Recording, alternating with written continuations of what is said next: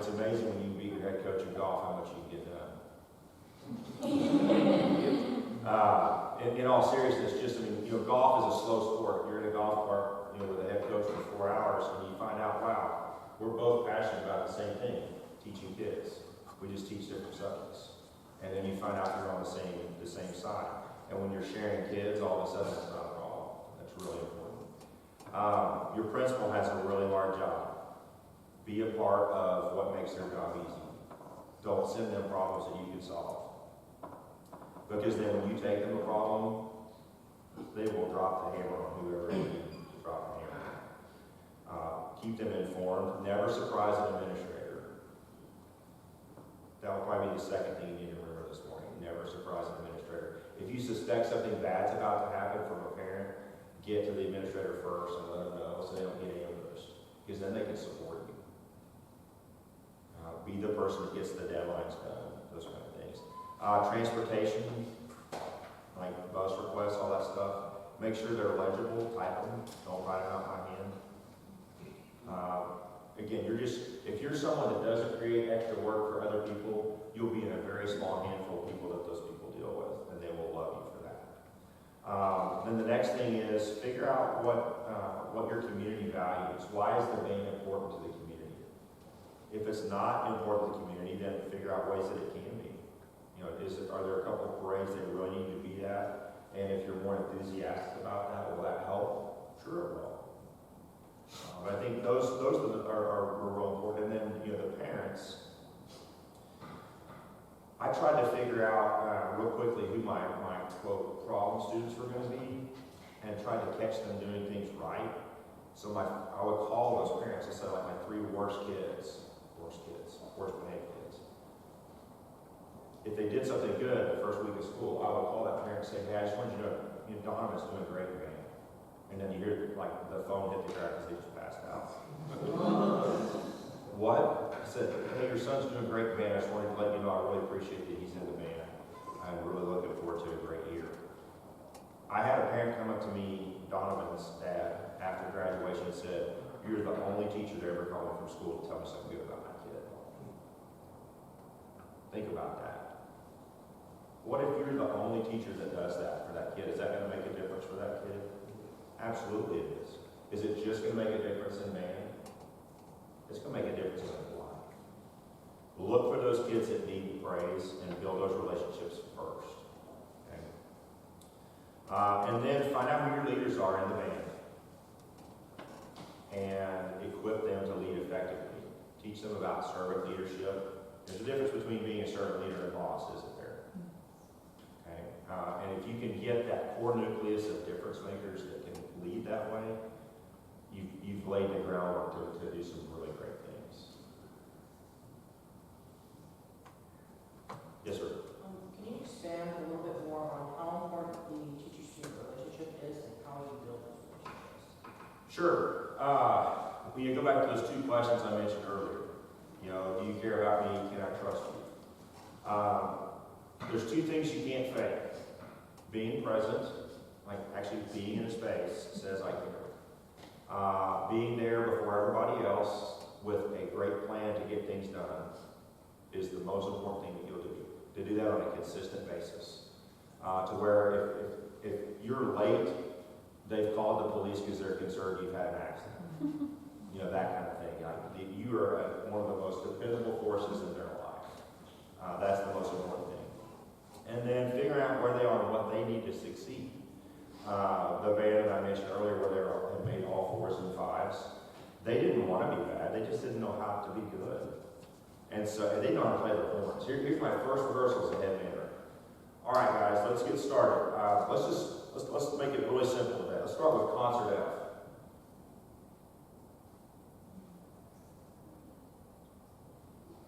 What's concert F? Okay, I've had methods classes. F, G, D, C. Open, first position, sort of middle range note.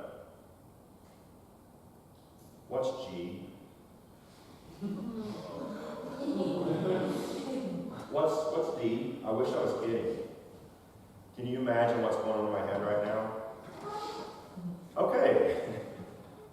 F, G, know, like, so imagine what that sounded like. All right? They didn't want to sound that way, though. They were, like, if you had the continuum of knowledge on their instrument, this is expert, this is like just open the case, they were probably about right here. But they were in high school and they thought they were somewhere over here, right? So what I had to do, I assigned them all to trios, and they had to sign up for times either during lunch or before or after school to come in for a group lesson every week. And we just worked on, hey, show me your finger for F, show me your finger for G, show me your finger for B flat. You know, let's do an open fifth slur from open G to C trumpets. You know, and just gave them some of those base level things to get them to where when we were in rehearsal, all of a sudden now they think he's talking to me because he said that to me in my lesson yesterday. So it kind of flipped the classroom. So when we were in class, now all of a sudden they're like, Mr. Britt's talking to me. And so that would be one way that you could do it. It also helps to be 23 and single. I don't think I could do that now as 53 and married with kids, but that was the way that I found it worked for me. Yes? As you being a percussionist, do you have any advice for someone who has taken a percussion class but still has very little concept going into being a teacher? You know, the main thing is you can continue to work on your percussion skills because it's kinesthetic.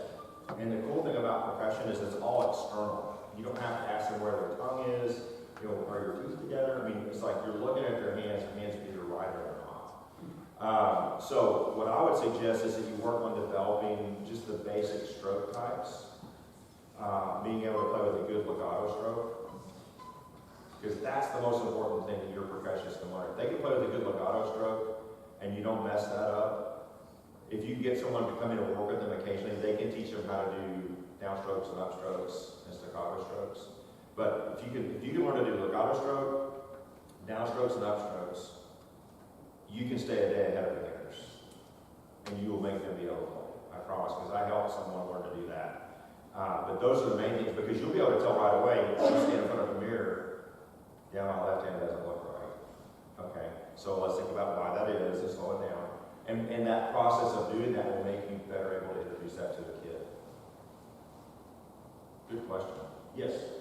What are some of the challenges you face with taking over a big public school that had a traditional band? Oh, I don't know, 24/7 scrutiny of everything I did.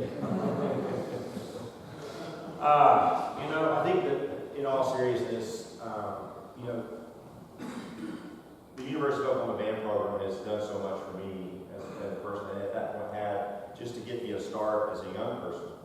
So just trying to keep my emotions in check, to stay focused on the task at hand rather than be constantly worrying about what I was doing. I think you have to trust that you have a skill set, right? And I think the key is to be honest with yourself about what your strengths are and the things that you need to continue to develop. And so you play to your strengths, and you either seek direct input from people that are better than you at the other things. If you've got money to bring people in to help you, that's great. I've got some really great friends who are classmates of mine, and we're all good at different things. And so I would send them rehearsal video, or I would share a rehearsal audio and say, tell me what you hear.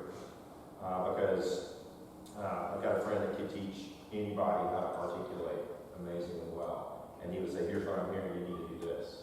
You know, so we're just trying to figure out, you know, what's next to the song. So, yeah, it's really good, but you never stay the same, right? You're either going to get better or you're going to get worse. So I try to enlist the help of the students in assessing, what are you most proud about? What do you wish we were better at? And that got them to be honest about, well, we could be better at backwards marching. We need to spend some time on that. Or, you know, our releases aren't always really great. The fronts of our notes sound like $1 million. You know, the sustain sounds really good, but it sounds like we're not paying attention on the releases. So we founded what we call the release police. In every section, every day, there are 2 people whose job is to point out, that release was awful, fix it. And everyone knows that they're not going to get their feelings hurt. It's like, that was a terrible release, fix it. And now what do you know, our releases are better. You know, so that was the main thing, is just doing that, and then enlisting the students' help in identifying, okay, where do we need to be in 5 years? How do we know if we're succeeding and getting better? And So then they were invested in helping bring that list to reality. Yes? In 2018, there was the kind of boycott of the public educators in Oklahoma. How did that impact higher education in Oklahoma? I think the jury's still out on that a little bit. It brought some much-needed focus to the dire nature of the funding situation for common education K through 12. It did divert attention away from higher ed a little bit. It's interesting, in K through 12 education in communities, you can pass bond issues to generate money for capital needs like new buildings, big purchases like paint, uniforms, and instruments. In college, you can't do that, you have to fundraise. In the short term, if they directed their attention to solving that crisis, our funding has remained pretty well flat. So we've had to fundraise a little bit more than what we've done before. But frankly, as the father of an eighth grade daughter, I'm fine with that. It's easier for us to get that done in the short term. And I'm encouraged that there's already dialogue about how to address that in higher ed now. But in the short run, that's the main thing I observed. What has it done, or have you witnessed it do to the number of students who show up saying, I want to be an education major? Our numbers have stayed pretty flat.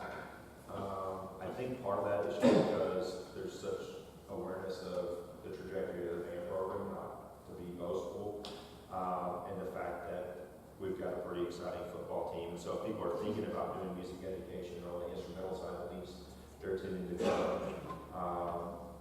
I think in the string and voice areas that we haven't lost any, but I know I've got colleagues in other schools that are saying that they're encouraging their kids to go out of state of doing music ed so they can student teach there. And it's sad that they're kind of directing it that way because they're concerned about funding. Because what is happening, I'm noticing, that whole issue really rallied the communities that are passionate about education. And so there's a heightened awareness and a desire to make a difference in their community. And then some other communities are like, yeah, whatever, we're fine with that.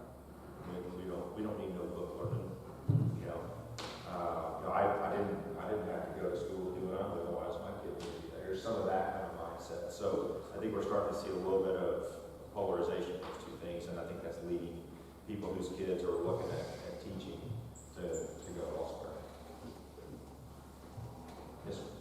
How do you balance professional life with your personal life? I have a very supportive spouse and daughter, so that my professional life and professional and personal lives intertwine frequently. I have made where we have an entire row of seats for spouses and kids of our staff members at football games. So that's a shared experience. That 8-hour day, at least half of the time, you can share that experience with your spouse and your kids.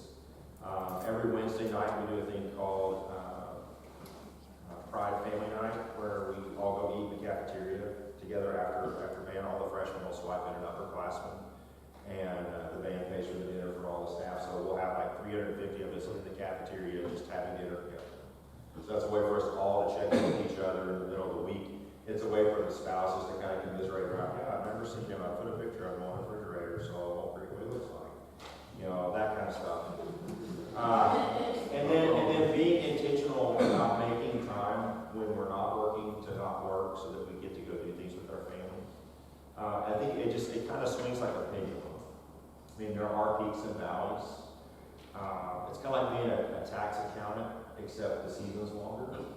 Where you're just sort of in the submarine for a while. But you just have to make sure you're looking 3 weeks ahead to go, hey, I don't have anything that Tuesday, and I'm going to put on my calendar, don't accept any appointments. Like leave this night open, and I'm going to do something with my wife, my daughter, whatever. I have a date with my daughter every week. I drive her to school every morning, because it's amazing what a teenager will tell you when you're both looking out the window of a pickup and not looking at each other.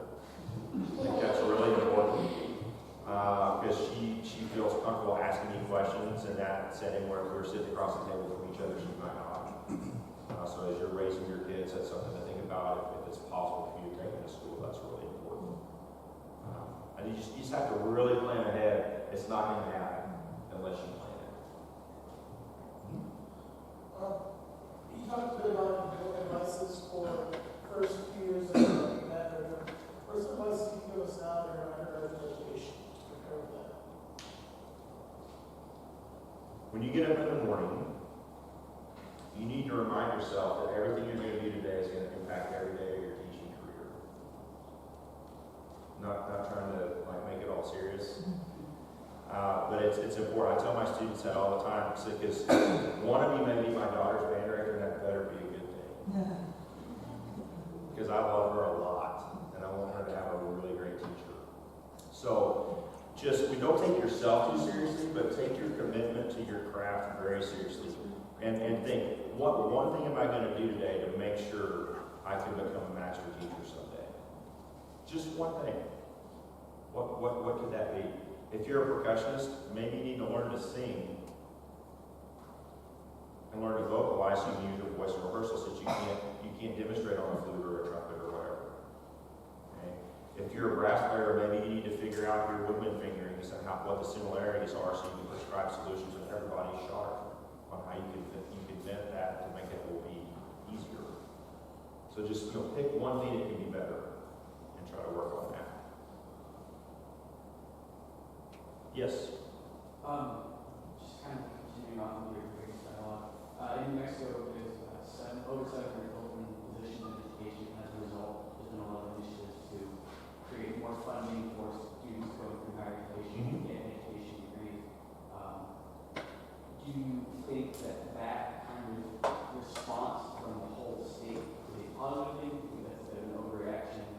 Like in Oklahoma, I know that there hasn't really been that kind of reaction from the state government level. So we think that kind of reaction is a good one, negative one. I think it's a good one. Anything you can do to incentivize highly qualified, bright, driven people to become teachers, I'm all for that. I mean, if you think about it, we don't have a teacher shortage in our country. We have a walkout because people aren't willing to work in certain conditions for certain wages. Some people are. Some people are not. That's not a shortage. That's people are opting out. There are plenty of teachers available if we offered competitive salaries and the support needed for them to succeed. And I think over the next decade, we'll get closer and closer to that being a more common realization. But that kind of thing, I think, is a step in the right direction, at least to incentivize them on the front end. And then how do you attract the best teachers to come to your school district? How do you hang on to those great teachers? Because it's never been about personal enrichment. I can tell you over a 33-year career that I've had, we went from making a modest living to some people having to work 3 jobs, and that's not how it was 30 years ago. And I don't want someone that's having to work 3 jobs teaching my daughter because they're too tired to do their job. That's not their fault. I mean, if they're trying to do that so they can eat and their kids can eat, I empathize with them. I want that solved for them as a human being, but also for my daughter as the recipient of their instruction. It's just sometimes we're slow as a society to figure that out, but I'm hopeful that we will. Yes? What do you think is the key to success in communicating with the public about joining your march? I think the best way to communicate, first of all, is make sure the marching band is really good, because then people will want to come do it. And so I think the first thing is, a lot of times, when I was younger, I would sort of sit there and think, why can't my band be big? Why can't they play like the Blue Devils? Why can't they march like the Vanguard? Well, and then finally the voice in my head said, why don't you teach you to do that? If only they had a director who could give them information that would make them better marketers, right? And lo and behold, when I shifted my focus to making these kids play better, making these kids march better, all of a sudden their friends started asking about, hey dude, that's pretty cool. Can I get in? Or my little brother is going to get in the beginner band next year. He thinks what you guys do is really cool. And then all of a sudden, parents, like on parents' night at the middle school, you know, like for the incoming sixth graders. And then when I talked about band, that they were interested to find out more about it because it was getting better on its own. So I think the key is to take what you have and move it forward, and then be ready to speak to that and to answer questions about, you know, what are the things that kids can develop through participation in band. Okay, well, they can learn to be personally responsible. You know, to be where they're supposed to be with what they're supposed to have when they're supposed to be there, to be prepared, to be dependable all of the time, even when they're tired, to do their best work when they're tired, to prioritize and get their schoolwork done so they pass. I mean, those are all things that are great. But then the other things that they can do there in music versus in athletics is they get to do stuff for their soul. I mean, that's an emotional outlet that you can't get anywhere else. And it's not like you're talking anyone else down, but they have a chance to turn their emotions into collaborative music making with their peers. So if you can find another place to do that, you know, your child should go do that. But meanwhile, we'd love to have them in band. Yes, sir. How does social media impact your event program? And what are some ways that social media technology, or do you use social media technology as an educator? Good question. You know, in 2014, mentioned that I took the ice bucket challenge and I had to prove that I'd done it. So I got on Facebook for the first time. So like the first 12 years I was at OU, I was not on social media at all. I didn't want to be on it. I saw it as a giant black hole. I had no self-discipline when it comes to visiting with people, so I stayed out. But now I've got to prove I did this ice bucket challenge. Well, at that time I was in Richardson, Texas, having left